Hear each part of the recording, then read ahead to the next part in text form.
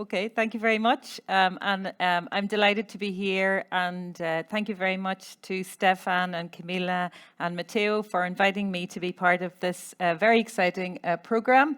I'm really looking forward to today. So for the next 15 minutes or so, I am going to talk about some of the work that we've been doing at Ulster in relation to personalised nutrition and set it in the context of non-communicable diseases. So first of all, for the first few minutes, just one slide on what is personalised nutrition. And I know that we could spend the whole day discussing what exactly that is.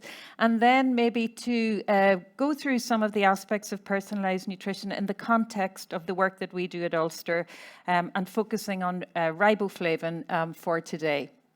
So I'll talk about some work on gene-nutrient interactions, nutrient-nutrient interactions, a little bit on health practitioners, not much time in 15 minutes, and just one slide on the challenges going ahead. So for this audience, I don't think we need to spend a lot of time on what is personalised nutrition, because really it means different things to different people. And, you know, we've had lots of different definitions proposed that try to capture what it is we mean and understand. We've also had different levels proposed. But I think for all of us, really what the focus is trying to target advice to support individuals to change and maintain a healthy, balanced dietary intake that meets their personal requirement. But what makes that very confusing is that we have very many things to consider within this. So there is individual variation. And I know in the Stance4Health project, you have been considering that, and it's going to be very exciting to hear the data emerging today from the microbiome. So to talk through maybe some of these variations, I am going to introduce you to my favorite nutrient, riboflavin, a somewhat overlooked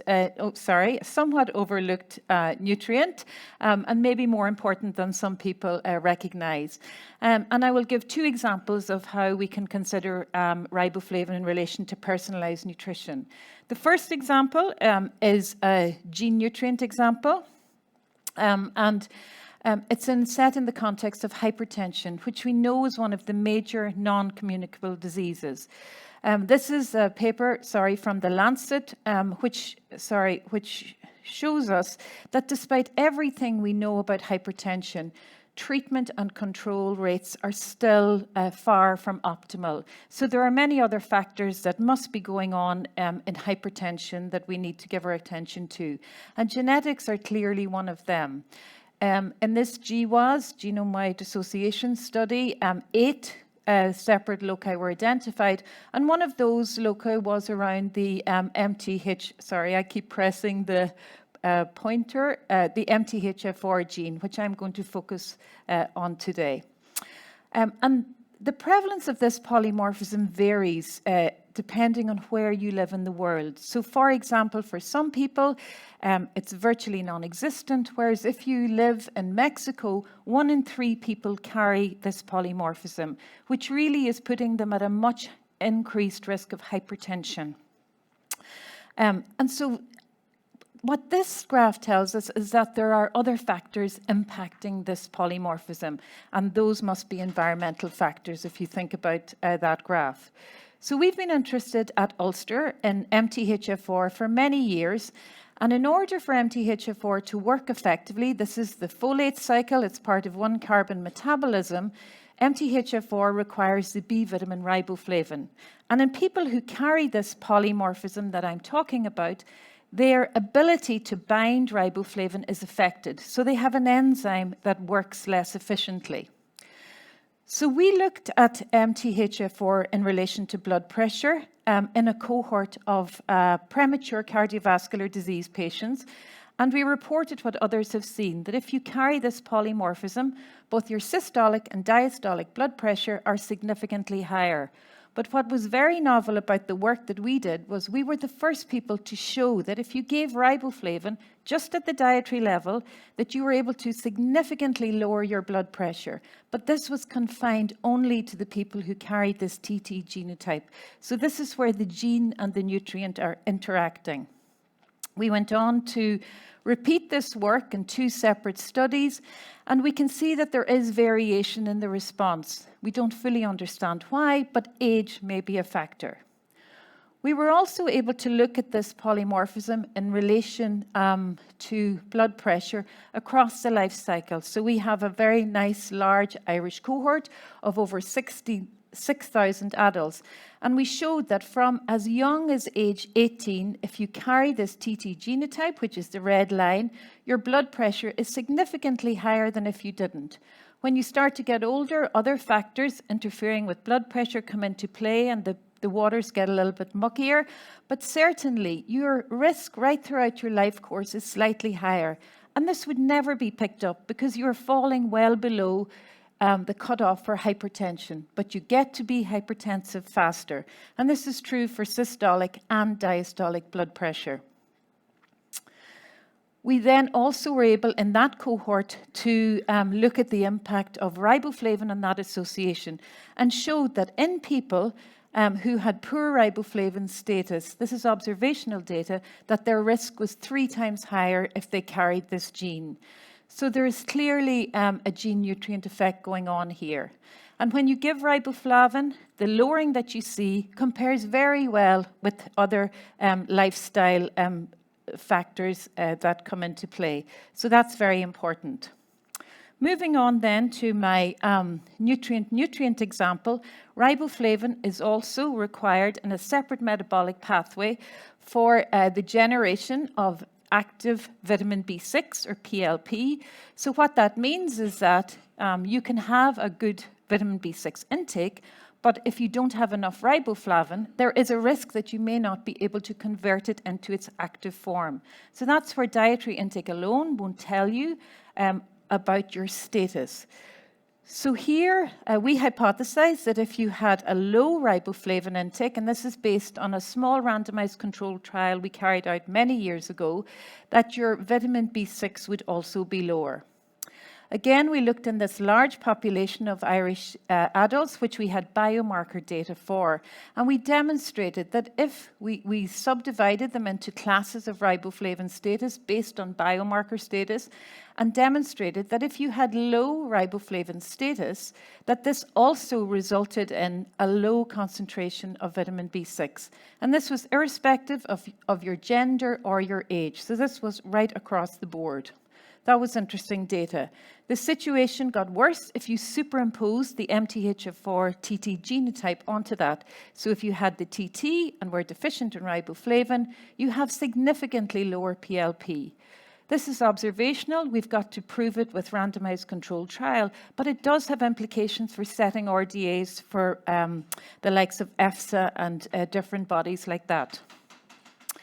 I can't talk much about attitudes of health practitioners, but just to say that we did some work with general practitioners, medical doctors, across 2 jurisdictions. So you know uniquely on the island of Ireland, we have the UK Health Service and the Irish Health Service. And we recruited GPs and asked them some questions about personalised nutrition.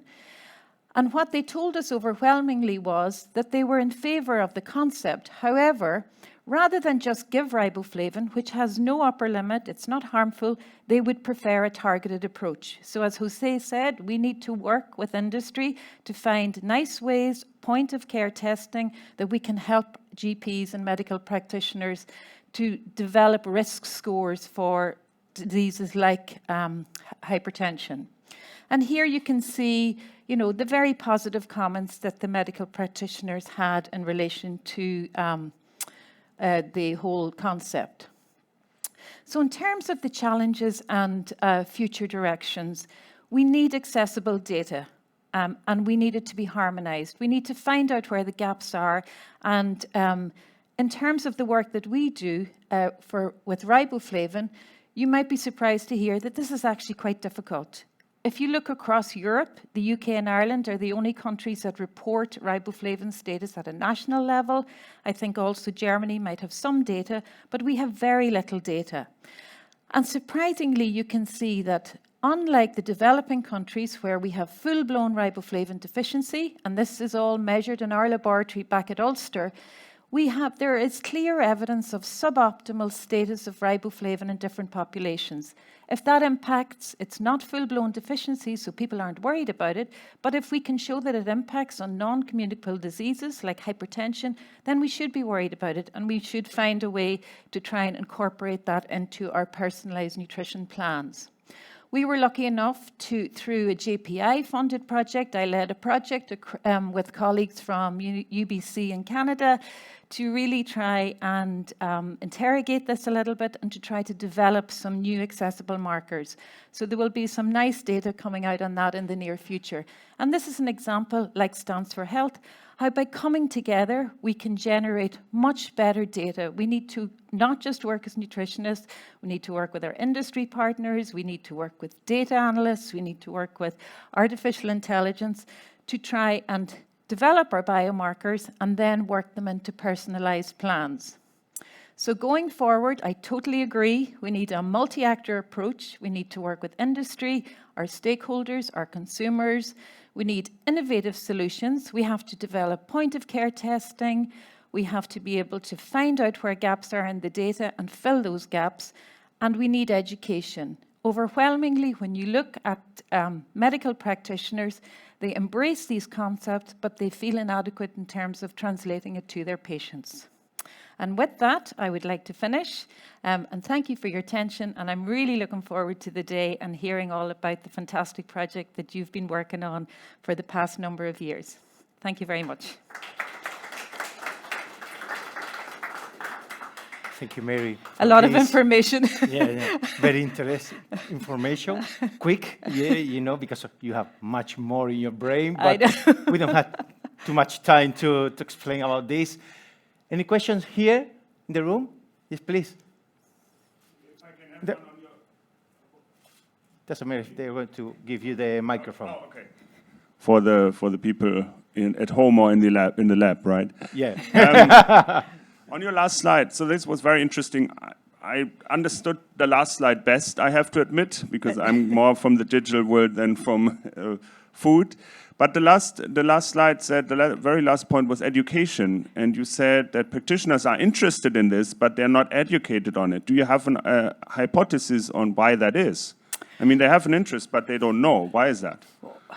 Well, I think if you look at, I did some literature searching before I came, and if you try and find out from dietitians or medical doctors what their attitudes are towards personalised nutrition, the first thing is there isn't a huge amount of data because it's quite difficult to engage health practitioners even in studies. You know, for us, even to get the numbers that we got, which were quite good for a medical practitioner study, was challenging.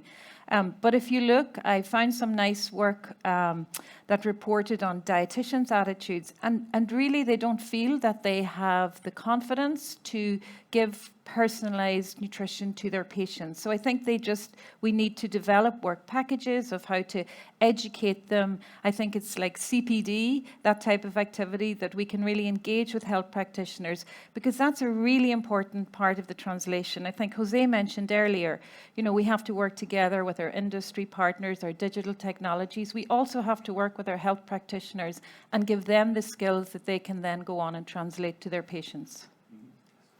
Yeah? Yeah. Costa. Just something to add.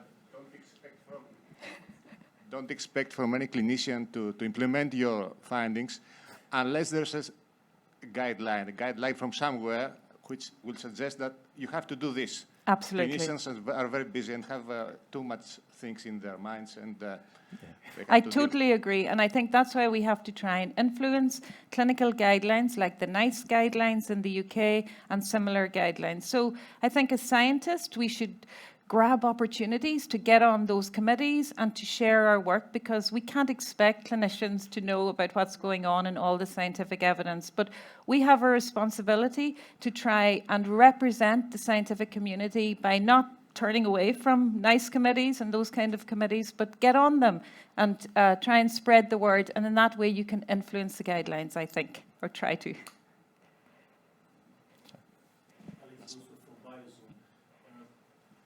saw that you were testing the. I don't need. I think I have the strong enough. It's for the people in the lab. So here we go. So I repeated it for the online people. Yes, Stefan, thanks. From Biozone, I saw that you were testing riboflavin on a different population group. Have you splitted this population group by age? And here my question is specifically interested on the effect of riboflavin on elderly people.